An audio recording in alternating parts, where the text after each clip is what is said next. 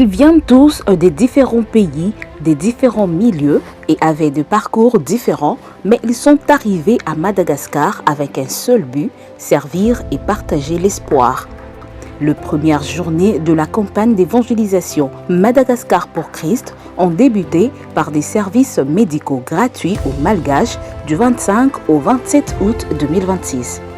Des soins dentaires et ophtalmologiques ont été proposés à plus de 1000 personnes. Ils ont également bénéficié des conseils en matière des modes de vie, des services de prière et d'accompagnement. Après ces services médicaux, l'équipe des EWR venue des différents pays vont partager davantage sur Jésus lors d'une série de réunions d'évangélisation qui se dérouleront du 28 août au 6 septembre. Au moins 50 réunions dont 50 sites auront lieu dans la ville d'Antananarivo en partenariat avec la conférence de l'Union de l'océan Indien et la conférence du centre de Madagascar. Pourquoi alors le choix de Madagascar? C'est parce que derrière la beauté époustouflante de cette île se cachent plus de 31 millions de personnes vivant pour la plupart avec un accès limité de soins et de santé de base.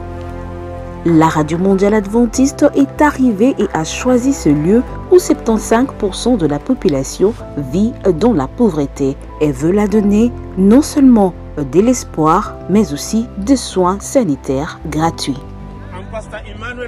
Je suis pasteur Emmanuel Ogwal, directeur régional Afrique de la Radio Mondiale Adventiste. Je suis dans la ville d'Antananarivo à Madagascar. Nous avons commencé la campagne Madagascar pour Christ par une campagne médicale gratuite. Plus de 1000 personnes sont ici, réunies au stade national d'Antananarivo pour recevoir des services médicaux gratuits. Une initiative des EWR pour préparer la grande campagne du 28 août au 5 septembre 2026. Dès l'émission Au baptême, ici, c'est la Radio Mondiale Adventiste. EWR 360.